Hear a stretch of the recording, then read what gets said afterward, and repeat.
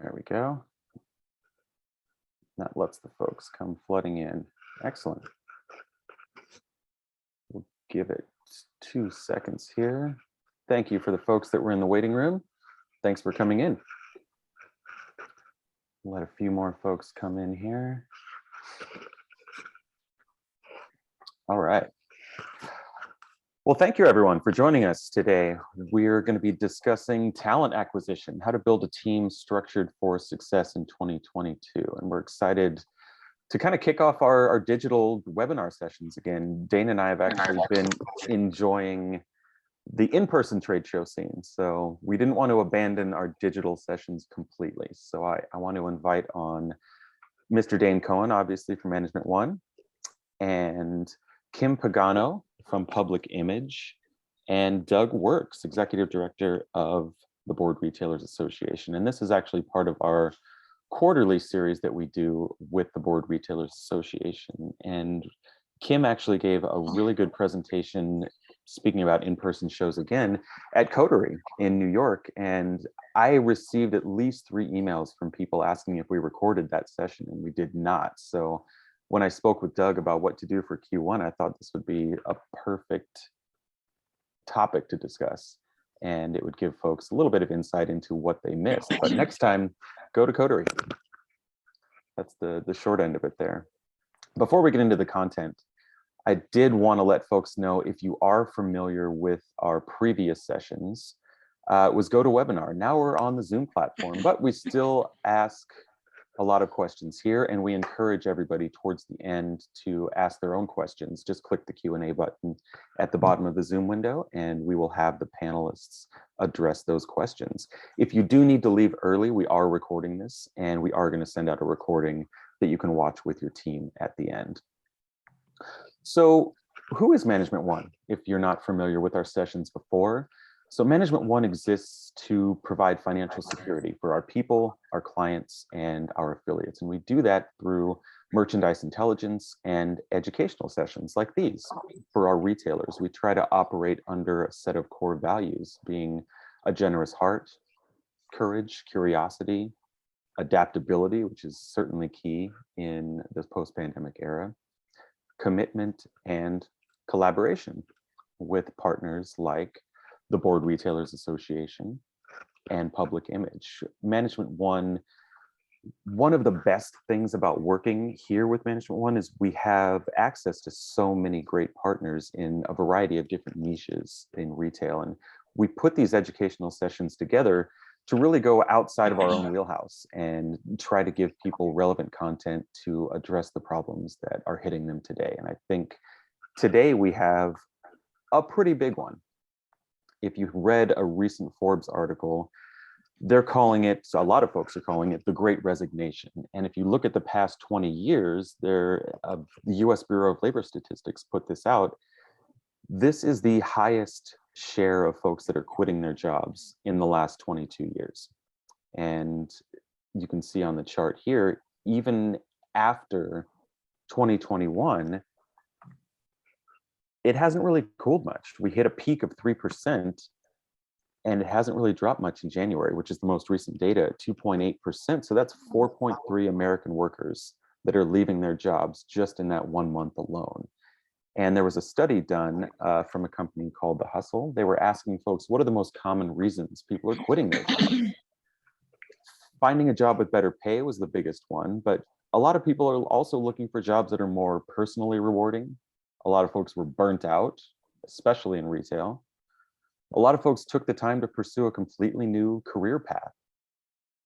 Some folks are looking for more flexibility, work from home, starting their own company, and there's also health issues as well. But this was more of an overall view nationally. So I really wanted to bring Kim in here with Doug. And Doug, you had a stat as well from this study too, from Total Retail. Sure. A recent Total Retail article showed that 85% of retail employees feel disengaged, they feel unmotivated, and 64% of those are currently in the process of seeking another job. Yeah. So when we switch gears to retail itself, this is really where I think, Kim, this is kind of your arena. You work specifically with retailers in the talent and acquisition space. And let me switch my screen over to you so you can present a little bit about what you're seeing on the retail side. Awesome. Well, hi guys. Thank you so much for having me. I'm so excited to spend a little bit of time with you. I've always loved the recruiting and retention aspect of the business. So I'm excited to share some of my best tips with you all. So I'm going to share my screen with you.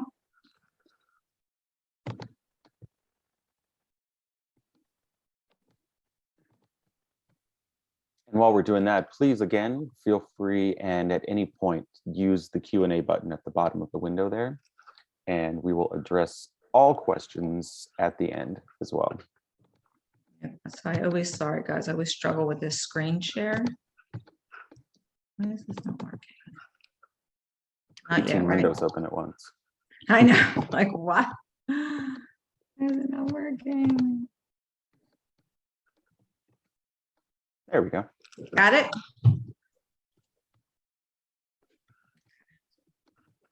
Perfect.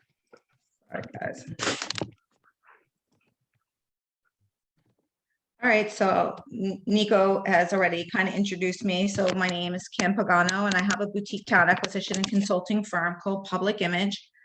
And I have been in business for about 6 years now. And I have the honor to work with a lot of Management One clients, as well as other clients that just like you, or, smaller independents, some with one store or up, as many as 10 to 15 stores. And I do have a few corporate clients that I work with as well. And I can tell you that this has been a hot topic for not just the small independents, but even the really big, corporate retailers, as I'm sure that you're all seeing, just like just in the news and just, in the industry in general. But just to tell you guys a little bit about me prior to owning my own business, I worked in retail in stores just like you for over 25 years. So, I'm not someone that's like just fresh from college, obviously, or have never worked in the industry. I still work in stores today, selling and training and doing a lot of things that you guys do today, because it's been my favorite thing. Prior to owning my own company, I worked for Aldo for 15 years. And for 9 years, I worked as a director of stores, and I had 100 stores with like $120 million, over 1,500 employees.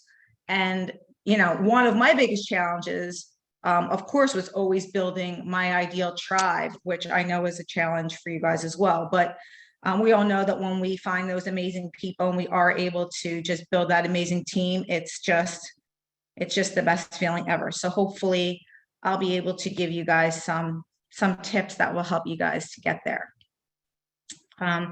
So I think that, one of the things that I've been hearing a lot is that there are no good people, that no one wants to work anymore, that everyone's really lazy.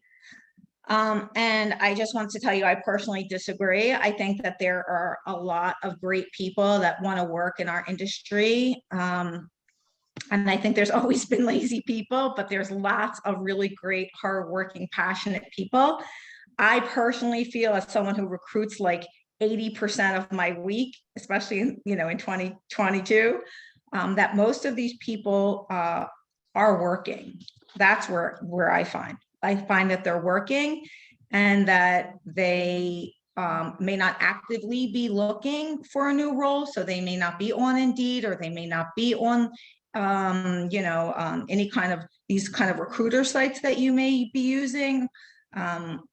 They're busy working. That doesn't mean that they're not maybe open to a new opportunity, but they may not be actively looking. So I think it's important for us to kind of seek them out a little bit and to attract their attention, or to work with a recruiter who can help you to do that.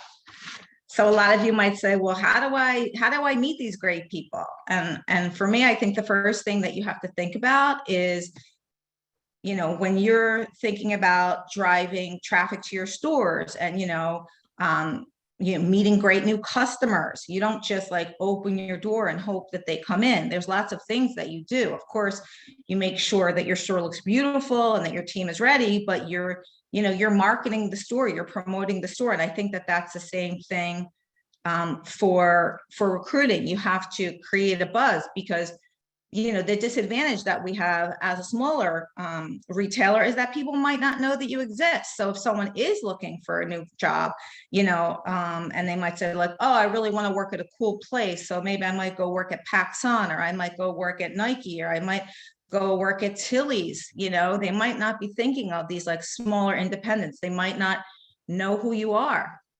So I think creating a buzz would be really important. And you might say, well, how do I create a buzz? How do I do that? And one thing that I would encourage you to do is to create a LinkedIn page. So you might say like, oh my God, Kim, like more work, like we're so busy. But it really isn't something that takes a lot of time if you do it, a little bit, each week or each month. So if you don't have a LinkedIn page, I recommend that you do have your hiring manager create a fun LinkedIn page that tells people a little bit about your brand. And then what they could do is then to start to kind of build your, kind of friend base, and start to connect with people that work for other retailers that you aspire to have. So you might say, well, Lisa, who works for us, came from PacSun and she's amazing, and we would like to have more people like her. So then if my store is in New Jersey, I could, search PacSun in New Jersey and then start to connect with all the people that work in New Jersey. I don't even have to say anything. I could just start connecting with them. And then I might say, well, I also really like Tilly's, or I also really like Nike, or, whatever stores that you really feel like you could see someone coming, to work with you from that place. Just start to connect. You might say Target. Wow, Target, they have so many categories. They're busy. They, sell lots of different categories that we carry. I'm going to start to connect with all the people in Target. And then you start to build your database. You don't even have to say anything. And then what would be really cool is if maybe, again, once a week, once a month, whoever's doing your marketing, maybe post something great. Maybe post, if you are having a great charity event, to let people know that you're a really great, great place to work and that you care about the people in the community. Maybe celebrate. You have someone that's working with the company for 10 years and you did something great and you want to celebrate them, or you're just having a great team building activity. Post it on your LinkedIn. Again, it creates this buzz and people are saying like, oh, that's a cool place to work. Look, what is this place? I want to kind of learn more. And I would also do this on your Instagram too. Post the things that make you a really cool, unique place to work. Maybe do a fun TikTok. Why is it fun to work at your business? Maybe have like someone do a fun testimonial on LinkedIn about what's so great about working for you and why they should consider working as well. So I think that would be something I would do. It's something I do as a recruiter, all the time. And I'm also looking, I have to tell you, like, even for me, when I'm on LinkedIn, I'm looking for people who are posting their great people and celebrating them. And when I see that, I say, oh, she's really good. I know that's not nice, but I then say like, oh, let me reach out to them because clearly they're really good. So you kind of get to see the people in your markets. For me, another thing I do is when I'm recruiting is I go and I shop other stores. So a lot of people say, oh, I don't want to steal people. I don't want to steal my neighbor's employees. So for sure, I think you want to be respectful and probably don't want to recruit your next door neighbor. Like, they might not be happy, but I really believe that you can't take anything that wasn't going anyway. So when someone's really happy at their job, you can't recruit them away. There's no taking them. If you're able to recruit somebody away, then there was a percentage of their happiness that was missing. So they were probably going to go somewhere anyway. So I would go to the other shopping centers in your area, maybe within like 30 minutes, and go to places that are, you can look at places that are similar to yours, but I also wouldn't get stuck there. I would just go out and, kind of meet great people where they are, which is at work. Yeah, Kim, I want to jump in and ask you a question here. What is, I'd love you to go a little bit deeper. What's your view on competitive recruiting? So going into a competitor or really targeting employees from your competitor. I know you said that, no one leaves unless they want to, but I'm just curious. And Doug, if you want to jump in here too, I'd love to get your thoughts on this.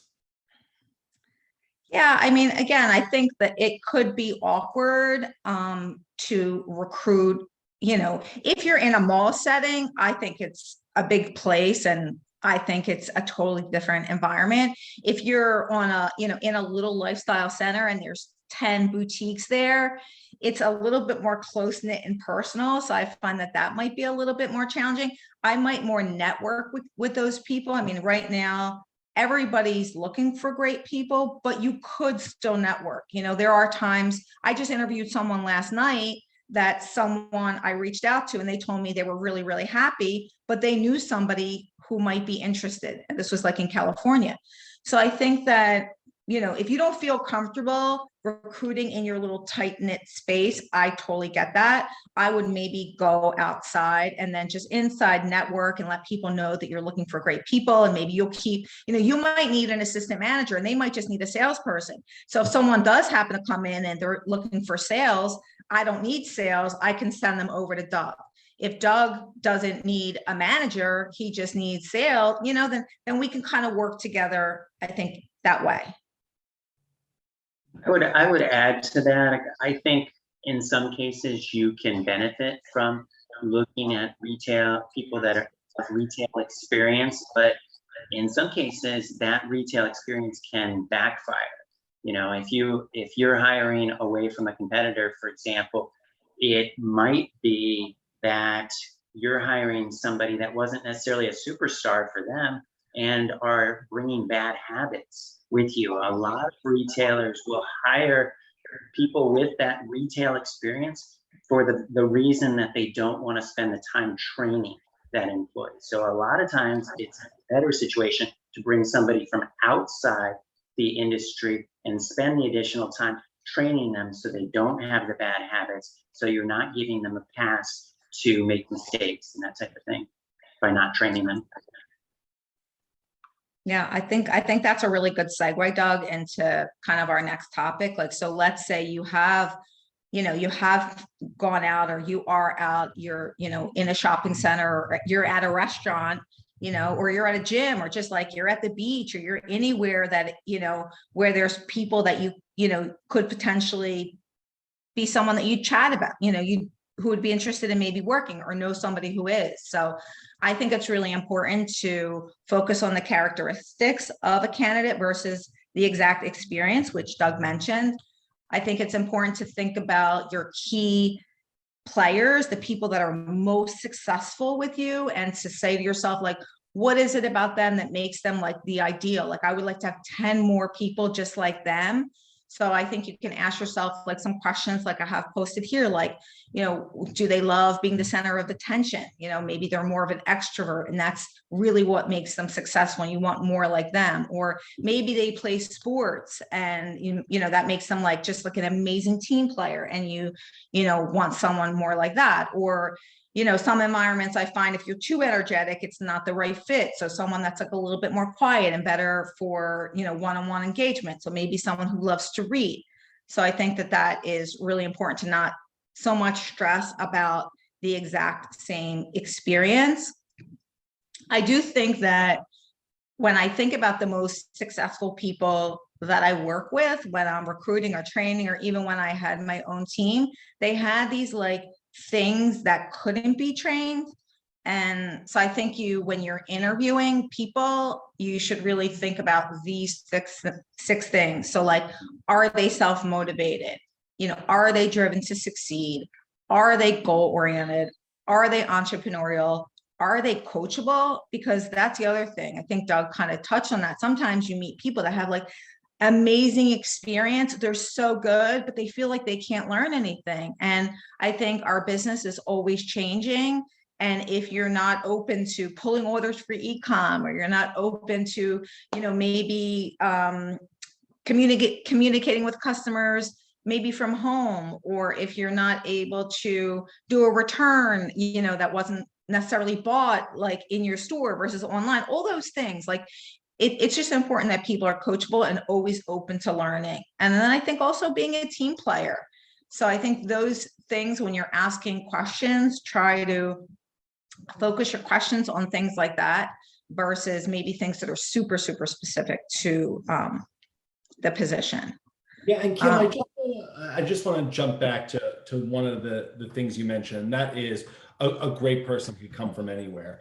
And I think one of the biggest tips that I always give to retailers is have a card in your pocket, your business card, where at all times, because you never know when you're going to encounter someone that could be a great fit for your business. We are at service touch points all day, every day. And I can't, and someone said restaurants, I think Kim, I wasn't sure it was you or Doug, but I cannot tell you how many times I've been in a restaurant and just had an amazing experience with a hostess, a manager, a waiter. And then at the end of the meal said, I have a business, I'm a director of retail or whatever it may be. I'd love to give you my card. And they say, oh, I've worked in retail all my life. I may be looking to make a shift. And that is such an opportunity because like you said, those skills of sales and service, those are the things that are going to take you far, whether you're working in retail at this moment or not. Yeah, for sure. I mean, I think that they're great people. They're really everywhere. I really believe that, especially working.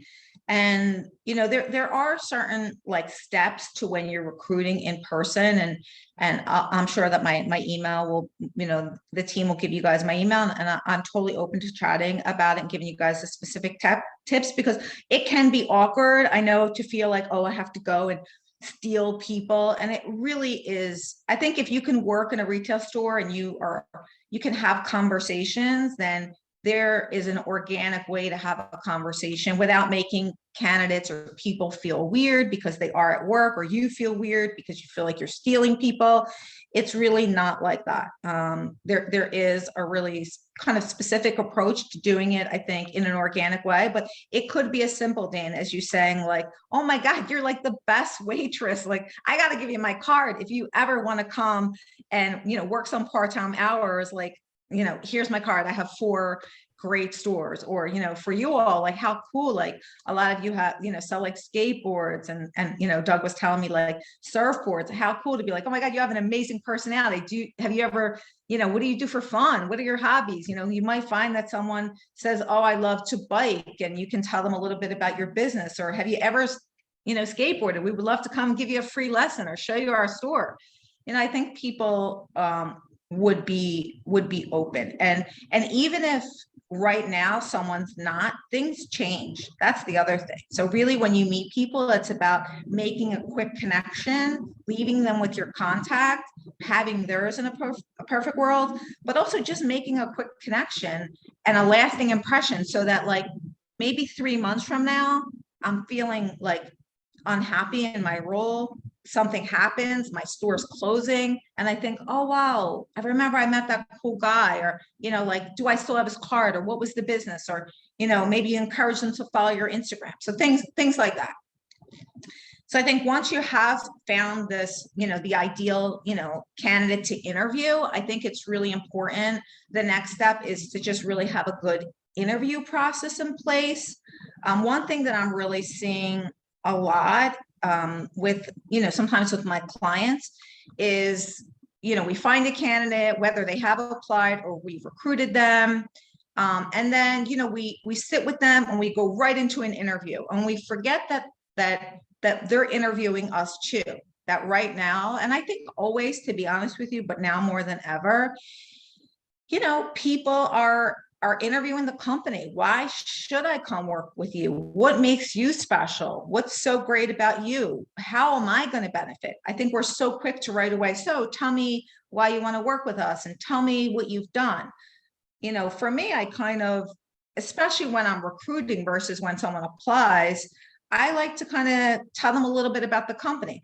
I don't want to tell them every little thing about the job in advance. So I might not say like, hey, working at Doug's ski shop, you have to be really, really focused on customer service, and you have to really work in a fast-paced environment.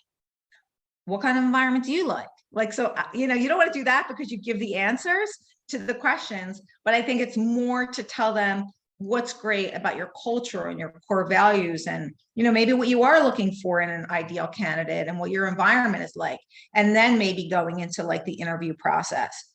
I think another thing that I see is people waiting too long. Like, you know, for me, if you get a resume or you get a lead, like act on it pretty fast. You don't want to be too desperate. But you know, if I recruit someone today, I probably don't reach out to them today. I might reach out to them tomorrow, but I wouldn't reach out to them a week from now, because who knows what can happen in a week. And I think the same goes when someone applies. Don't wait too long.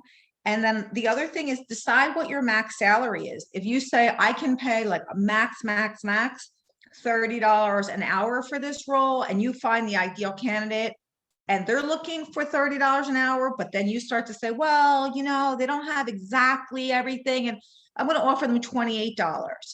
And then you start to kind of go back and forth with the salary. Again, you're not thinking about that they're probably interviewing with other people. So keep in mind that you're probably not the only place they're looking at, and that it's your job to get them excited and your job to pay them what they're worth, and to do it in a pretty timely manner. Yeah, I just wanted to jump in. We had a question come in about structuring salaries and deals. So we'll come back to that in the Q&A, but for whoever asked that question, we'll definitely touch upon it in the Q&A portion. I kind of touched on this a little bit, and I know that Doug and I had spoken a little bit about this, so I had a few ideas, but this was just something that Saks is doing that I thought was really cool. And I think that, you know, our just maternity leave policy in the US compared to other countries has been so challenging. And I think we've gotten better, but it's really nice to see that companies like Saks are giving up to 16 weeks of leave and 24 weeks of pay. And although you're a small business and probably cannot do that, that's fine. But I think that being creative with things that you can do that maybe other retailers can't do because they're too big, too corporate, too many employees. There's some special things that you can do that make your environment unique and special and make people want to stay. And so, you know, for me, and you know, these are some of the reasons why I think Nico had put up that people are leaving, right? Like, you know, but people also stay when they're paid well. I think when they're mentored, you know, like I did a training yesterday with someone that I've been pretty tough on, and she's like, oh, but like, you're my mentor, like I'm your person, like you can't, whatever. And it was so nice. That's one of the things I miss about working and having a team. And I'm sure you guys have all those experiences, but people want to feel like they're important to you and that, you know, their future matters too. And it's not just about you and your business. And I know that you guys know this, I'm not preaching to you. So mentoring, I think, is important, you know, challenging people. You know, I think some of the people that I was the toughest on, you know, really, really step up. So I think like challenging them, making people feel appreciated, being involved. I think this is like one of the best things that you can do as an independent retailer that at a corporate retail we couldn't do, but like taking someone on a buying trip or, you know, just getting them involved, like really listening to their ideas. That makes people feel so valued, and they might not get that somewhere else. Getting promoted, you know, look at your internal candidates. I think that sometimes we're so quick to go out and hire when we have these great people that are right there on our bench, like ready to take a new opportunity. So really maybe always having a succession plan in place, and for sure, always thinking about what would I do if my best person left? Because I think we're never ready for that, right? We're always ready for that worst person, like, oh, we're going to get rid of them, or, you know, oh, they're going to quit anyway, we got to replace them. But we're never thinking about, wow, like Dane's my best person, and what would I do if he left, and who's on the bench ready for his job, and what can I do for Dane for the next. And then people being empowered, people trusted, feeling trusted that they can make good decisions and that they can be creative and not always be so micromanaged. I think that as well. And then go ahead, Dane. Doug, we were chatting before this, and empowering your employees was something that you had mentioned. And I just wanted to get your thoughts on that real quick while we're on the topic. Absolutely. Thanks, Dane. There are so many examples of board specialty retailers doing things to make their retail employees feel part of the team. I mean, one is, for example, giving the employee the responsibility to create their own social media or create videos. Obviously, we know that video works way better than those stagnant product images. Create that type of Instagram and Facebook, TikTok type video that they can post not only on their own social media, but also on the shop social media, and owning that type of thing. Doing product reviews and filming those, getting creative with those types of things. When Lennon over at Modern is just super good at the product reviews. That's a great way to show your customers why New Balance differs from Nike versus Vans versus any of your other offerings as far as that goes. And then the other thing is allowing them to put their fingerprints on events, things that are coming up, maybe identifying sponsors and helping to move that forward as far as getting sponsors to provide gift cards that can be raffled out, doing some of the coordinating, some of the organization related to those events, helping out in a bigger way, giving them that extra responsibility that they can feel good about and own goes a really long way for sure. Yeah, and that's one of the things that we're always saying here at Management One, that community, building that community bond is one of the biggest muscles that independent retailers have over the big box stores. And if you can empower an employee to be that liaison, I think that would go far in terms of empowerment. Absolutely. Dee over at Coastal Edge does a great job empowering his employees and doing so much with the community. It creates that remarkable nature where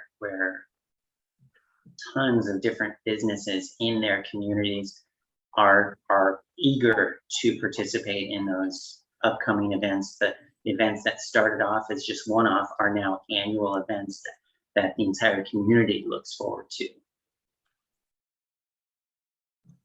That's awesome. Doug, you'd asked me for a few little tips. If we have time, I could give them, guys, if you have time, maybe like 3 minutes. And these are just kind of random tips. We were chatting a little bit, Doug and I, about like retention. So I think that, when you do again have someone who applies, or you have someone that you recruited or someone's referred, I think really taking the time to look at the resume, or the application is important. And I think even, just looking for like not too many gaps in the resume. Also, like their tenure. And even if you have like a younger applicant, I think that, just looking to see, there's lots of young people that, start working in high school or in college, and they stay at their job for 2 or 3 years. They don't have to have been there for 10 years. But for me, when I look at a resume and it's 2 months, 3 months, hasn't worked for 4 months, came back and worked for 6 months, like I just find, again, unless there's something specific happening, I just find that maybe there's something there. So I would just really look for like consistency on the resume or the application. Maybe they've never worked, and that's fine too, but maybe they were a part of a sports team for 4 years, their whole time in high school, like just to show that they were committed to something. Like that's something that I personally look for. You too, Doug? Absolutely. They need to be able to play well with others. They need to be driven so that even when they're alone in the shop and when they have no supervision, they're actually taking those additional steps and having pride in the shop, feeling like an ambassador of the shop. Even when they're not working, they're wearing a shop tee and encouraging people to visit and all that stuff. It definitely goes a long way in that interview process. It's super important to start by just putting that candidate at ease and talking about, ways, things that they have in common, with the owner or manager that's interviewing them, and then moving forward with questions specifically asking not so much about experience, like general experience, but more specific experience of how they were able to, save a sale, something that looked like it was going to go south, and they were able to save it, how they were able to upsell in a situation. And during the course of the interview, you could even challenge them. Okay, this particular customer bought product X. Show me how you would upsell them to product Y in addition. And so getting a better feel for what they can do, and then asking them, okay, give me 5 reasons why we should hire you. Yeah, I love that. And one thing that a lot of my clients do, and we used to do this at my prior company too, is to do a little tryout. Like, so let's say I meet Dana, and I think he has a great personality and he's interested in coming to work at my store. I know it gets tricky in California, but maybe you can say, hey, like the next step would be to come and spend 2 hours with us and do like a floor interview. And, you don't have to have them climbing on ladders or doing anything where they could get hurt. But literally just being in the environment, and you can just say like, okay, your challenge for the next 30 minutes is just greet customers, or just to shadow, or maybe you find someone that just hits the floor running. So I think like spending 2 or 3 hours in the store before they make a commitment and quit their job, or before you have to go through all this training and then you decide, oh wow, they were so great on the interview, and then it's just not the right environment for them. So if it's something you could do to do a tryout, and for the 2-3 hours they work, maybe you give them something fun, a cute t-shirt, something free at the store. I think that would be important. And then I think if you are finding that people are leaving a lot, and you're having a lot of turnover, I think taking the time, especially as an owner, if you're not based in the store all the time, to reach out to the candidates and do an exit interview, and to just say like, hey, like, please, can you tell us, what you really liked about working with us and what you didn't and what we could do better? Like, just tell us. I think that's important as a learning, and not being defensive, and really owning up, listening. People quit and maybe it had nothing to do with you, and that's fine. But maybe there is something, that they could tell you that, what, this would have made it, a better place to be. So I think right now when I'm interviewing, people are very much like, what's the PTO? Used to be, I found like, what's 401k? And now people don't even ask for 401k, although I think it's important if you have it. But people are asking, they want some time off, so I think that the past 2 years kind of gave that a push. So I think just looking at your PTO, like, is there a way they could work 4 days full time and have a kind of flex work week? Is there, I just saw a whole article in BOF about selling from home. Is there a way? Do you have an app where, I could be home 4 hours in the morning and, I don't know, be with my baby, but also interact with clients? I don't know. Maybe there is, maybe there isn't. So I think just being flexible with schedule. Like, I think it's so cool. I don't surf or skate, although I'd like to. I don't know, maybe Fridays, start in the summer, it's 1 o'clock and everybody, you get to go surfing. Or every other Friday, Dane leaves Friday at the first Friday of July at 1 o'clock. And then the next Friday I leave at 1 o'clock and we get to surf. I don't know, be creative. I think like fun team building activities, a bonus. Sorry, but there was one thing that you said at Coterie, which I think really applies here, is that we can't keep doing the same thing we've always done and expecting different results. And what we saw in Nico's, statistics in the beginning is that there's been a fundamental shift in the way employees across the board, and especially retail, are thinking about their careers, their jobs. And if we're not making those shift as business owners and recruiters and hiring managers, then we're not keeping up with the mindset of the current job applicants. And our current employees. Yeah, I mean, I had a client that flat out said, like, we really need some new blood. We've had the same great people for 25 years. and they're going to retire soon, and we need some new blood. And then when I talked to them about pay, they wanted to pay the same way they've been paying for 25 years, and they just couldn't wrap their head around, well, what do you mean? Why would we do that when we've been doing it like this and it's worked? So, you can't have like the best of both worlds. So I think like being open to just trying new things, asking people, ask people what they're looking for. Ask your current team if you could change anything, about your, I mean, maybe that's a big question about your pay, but they might say, we would love commission, we would love a bonus, we would love team bonus. I think like the thing is when you win, if they win, and not just financially, but financially as well, when you're happy, they're happy, you have a well-balanced life, they have a well-balanced life, people want to stay, they feel like they're a part of something bigger.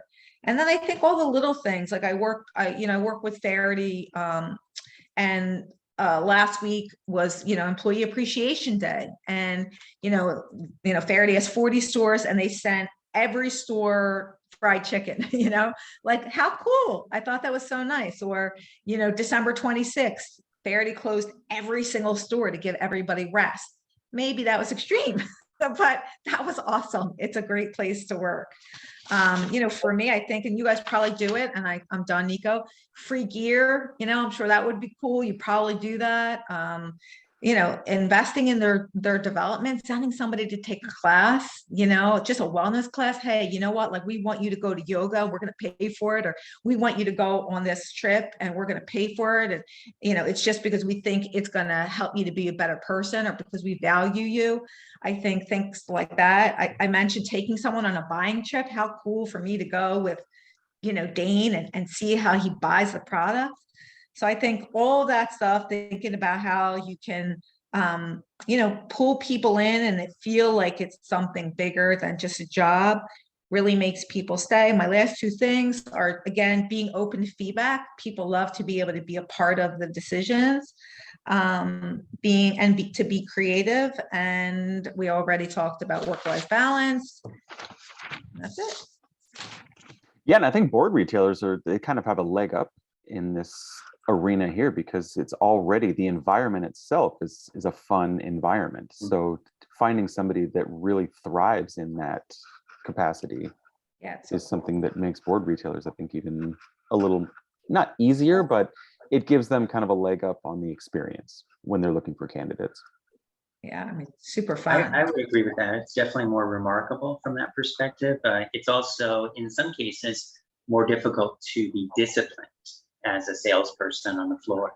When, there are a lot of shops you go into that, well, I'd say actually fewer shops these days, but there are a number of shops that you walk in and you feel like you're not really getting the customer experience that you're hoping for, where, you might feel like you shouldn't ask a certain question as a customer, because you'll come across as not knowing what you should know. But the fact of the matter is that that retail associate needs to make everybody feel comfortable, even if they're asking about foam boards or how to put their trucks on. If it's, everything, nobody needs to be, treated like an outsider. Everybody should be included, and everybody should feel, all the customers should feel like, wow, that those people are great. I would love to buy here again, kind of thing. And it's so important to include those types of things in that training, because if you don't spend time up front with the training, then it's very much problematic in the future, where you're having to correct those mistakes and replace those people and train people again. So the cost of training again is significantly higher than the cost of training the first time. Yeah. So, as I said, I saw a bunch of questions coming in centering around commission and bonuses surrounding employee performance. Kim, Doug, do you have any specific tips or advice to retailers on the call today when it comes to creating a commission and bonus structure for, I'm assuming we're talking about salespeople and managers, and I'm just going to start with one. Make sure you understand the capabilities of your POS system to track sales employee. And that is the first step, and starting to implement ways that you can actually track those sales. So that's my first recommendation right off the bat, but I'll hand it over to you too. Yeah, and Tom actually had a specific question on that too. They use Shopify POS, and he was wondering if it was possible to track sales specifically in Shopify POS. So I would agree with Dane. It's worth exploring whether you're using affiliate codes, if they're sending people to your website. There has to be some way that you can track this in order to provide some kind of a performance-based pay structure. Right. And one of our supporting vendor partners is Rick Software. They do point of sale and inventory management.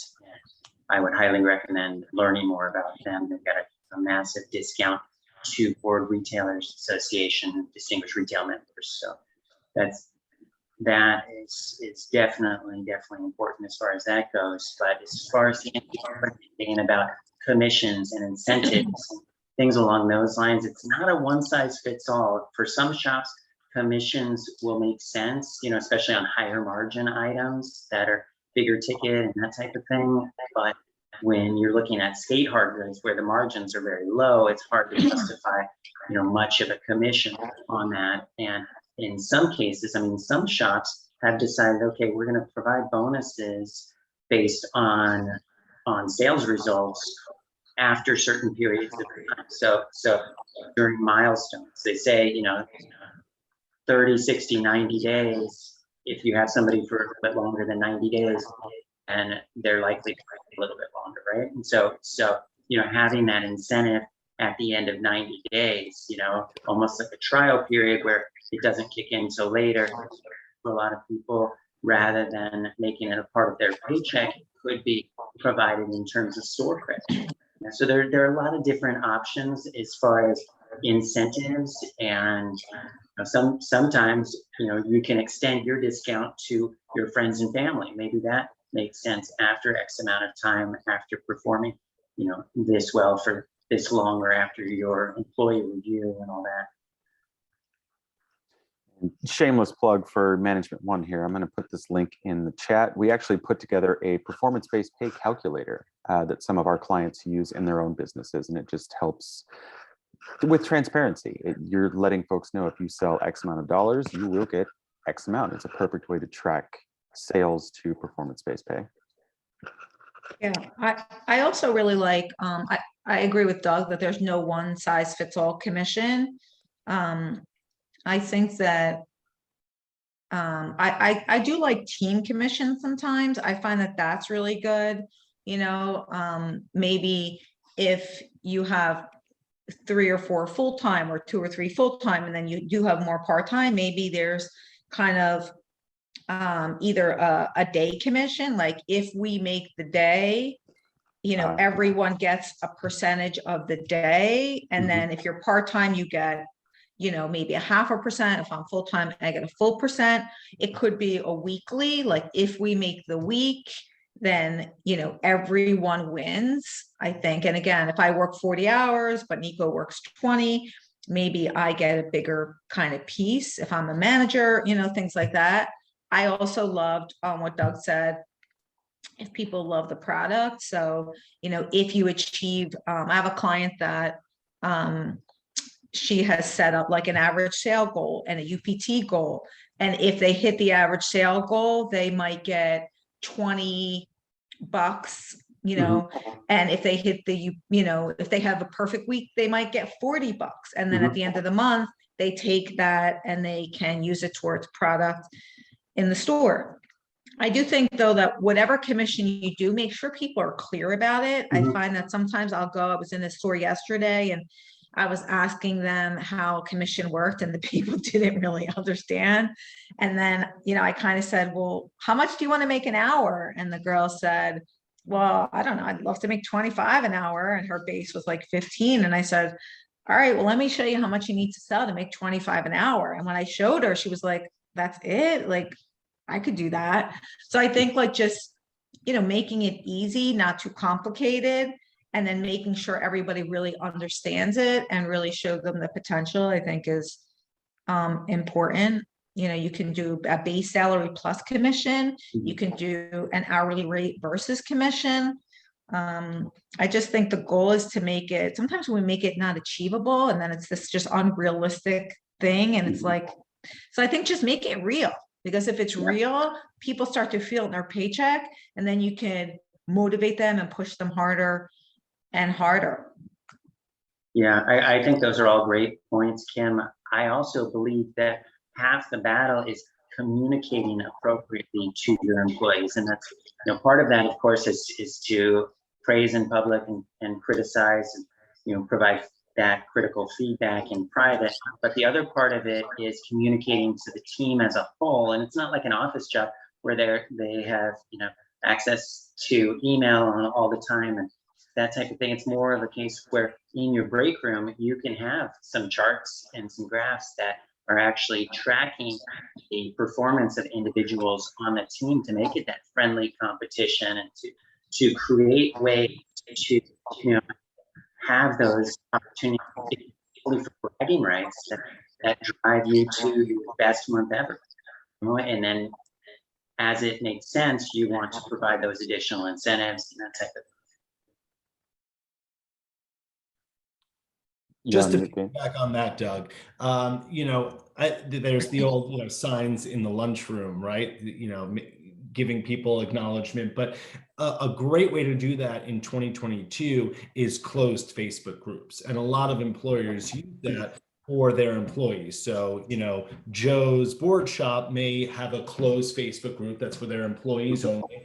And that's where they're giving updates constantly. It's just another layer of engaging your employees, announcing wins, critical announcements to the team, employee of the month. And I will say, and from my years on the retail end of things, I always, when I first got into retail, I always thought that the gimmicky bonuses and games and contests were a little gimmicky, but people really get into it. It's engaging.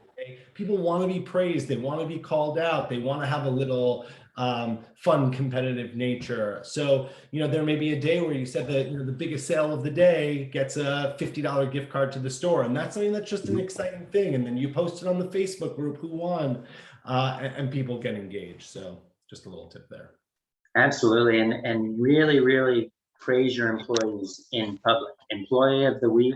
There's no reason why you can't do an extra Instagram post showcasing how awesome your employees are, because that's not just amazing for that particular employee feeling like, wow, I'm liked around here, I'm doing good work, but that also is for the benefit of the people following that might be future employees of the shop that see, wow, they treat their employees really well, and I would love to work there.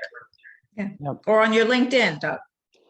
Yeah, LinkedIn is great. I use LinkedIn quite So I want to get to that too, because real quick, in addition to using LinkedIn and some of the other resources that we talked about, Malachi.com is an excellent resource in terms of finding candidates. And outdoor industry.com. Those are really good in terms of identifying potential candidates. Excellent. We did have one specific question for you, Kim. When you mentioned, John is asking, how would you connect through LinkedIn or other ways with people that are currently working at, for example, Target or Tilly's? What is the process of connecting with them? Yeah, so if you're on your LinkedIn page, I mean, I could show them if you wanted me to if you have time, I could show. No, okay. No, I don't think we have to dive Okay. too deeply. Okay. So, do you want to say something, Dean?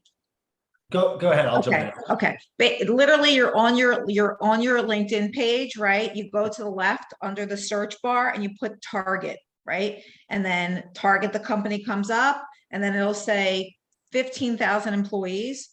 And then you can click on the 15,000 employees. I have a recruiter subscription, so it could be a little different.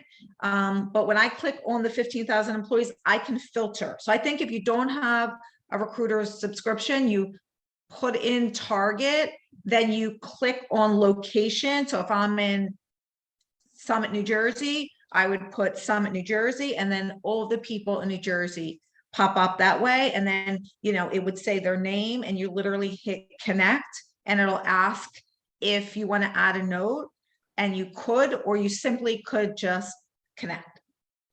I would say definitely adding a note, just letting them know why you want to connect with them. You're interested in telling them about your store. Now, there is also a paid tier with LinkedIn too, where you can direct message people that you don't connect with. So that could be an option as well if you have a paid LinkedIn account. Yeah.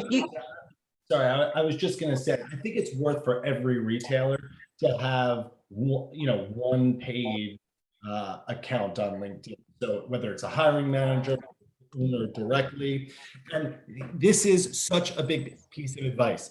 Every retail store should have their own LinkedIn page. So you have a company page. So one of the things you can do, like Kim was saying, if you're going to message someone, you're searching, you find the region, you find an employee from a local, a nearby store that you're interested in. You send them a message. You could say, hey, it's Dane from Joe's Board Shop. We're always looking to connect. I'm always looking to connect with talented people. Here's a link to our company page. Come see what we're all about. And then that goes to Kim's presentation earlier today with promoting and making sure you're putting out there what's going on within your company so that you're creating buzz. And when people go to your company page, they see a lively, vibrant work environment that they're interested in potentially joining. And so when we have those 85% of people who are unengaged and see this LinkedIn request come through and then visit this vibrant, bright company page, a light bulb goes off and they say, oh, you know what, maybe this is something that would be a good fit for me. Yeah. And during the pandemic, LinkedIn had created this hashtag open for work that I see people are still using. Yep. So if you go in, again, I have a little bit of a different subscription, so you might have to play a little bit, but if you go in the search bar and put open for work, it finds all the people that have this, a thing on their LinkedIn saying they're open for work. And then you could filter again by New York or New Jersey or California. And then you could see all the people. And then you could, again, like filter it down. All right, I want to only see people in hospitality, or I only want to see people, in fashion. And then there's also for anybody who does college recruiting, if you go on, it's handshake.com, and that's where you can also do, it's free, where you can try to sign up for that and recruit at the local colleges. I think that's really important too. So many people have graduated college and they don't have jobs. So that could be another avenue. You got to do like a lot of things, you have to like do Indeed, you have to do it LinkedIn, you have to recruit in person, maybe even have like a referral, for your team, like, guys, for anybody who refers someone great, we're going to give this. That would be good too. So you got to try a lot of things.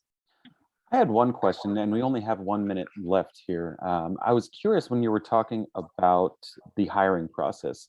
Since we're on the topic of social media, has social media kind of replaced the process of asking for references? Are people kind of digging into social media accounts for candidates and getting more of a sense of who they are? Or is direct asking for references still kind of the top? Yeah, I have a mix. I mean, I have some clients that are like, I don't care about the reference. I'm kind of old school and I really still like to get references. I find it, if you can't give like one recent employer as a reference, I feel like it's just a bit of a red flag. I mean, even though I know you're probably going to give someone who, is going to say good things, but, I have cold references and people have said not good things. So you just never know. Or maybe based on the reference, even if it isn't a bad reference, but there's something that makes me, think that they're not a good candidate, or maybe not the right candidate. So, I mean, I think that more than Instagram, I think people go on Glassdoor. I just had someone not be interested. Sure. Yes. So I think that would be good. Like, go on Glassdoor and see what your reviews are like, if you have any, and if there are any bad, bury them. So if, you happen to have released someone, they said something bad back in back in 2010, but they're the only comment there, try to bury them and encourage your people who are happy to go on and say good things. Yeah, if no one knows what Glassdoor is, they should go. If there's anyone on this that doesn't know what Glassdoor is, you should go on and check out, because it gives it's almost like Yelp for employers. Yeah. So, and I think people will maybe be surprised that there's some, there could be that one bitter employee, or maybe someone that just had a rough relationship with the company that can, kind of tank a reputation. So. I would echo that too, and I would definitely encourage shop owners and managers who are hiring to not hire on the spot, and to check those references and connect with them, the candidate, another time before making that final decision. And I think that's important, not just for the owner or manager to make the right decision based on so many factors that we talked about, but also it makes the employee feel, like, gosh, maybe I'm not going to get it, maybe I need to work really hard if I do get it, and that's it. Yeah, hire slow and fire fast. Mhm. But don't hire too slow. I don't want to contradict myself. I'm just saying, I agree. Don't hire on the spot, but don't wait too long either. And also stay in communication. I know when I was in the market for jobs, so if an employer starts to ghost people that are looking for jobs, it just leaves a very sour taste in your mouth. If you don't get the job, at least let them know, because they could always come back 6 months to a year later. And if they don't have a bad experience, if they do have a bad experience, they're gone. Yeah. Plus they could be a customer. Exactly. I mean, maybe you just introduce them to the store and you don't have a position at this time, but you gain a new customer. So I think it's important to make people feel good. Absolutely. Now's not the time to make anybody feel bad. I think that's a great place to end on right there. Well, I definitely wanted to thank Kim and Doug and Dane for joining us today in this discussion, and thank you all for attending. I will be sending a follow-up email with the recording. Doug, Kim, do you mind if we include contact information if people have more questions about either public image or maybe how to join in with the Board Retailers Association? We're happy to include that information as well. And we're also going to be doing a webinar next week as well with our friends at the NSRA. We're going to be discussing social commerce. So please tune in for that. An email will be hitting your inbox shortly. And if you have any questions for Management One, always feel free and go to our website. Thank you so much for joining us, and we will see you again. Bye, guys.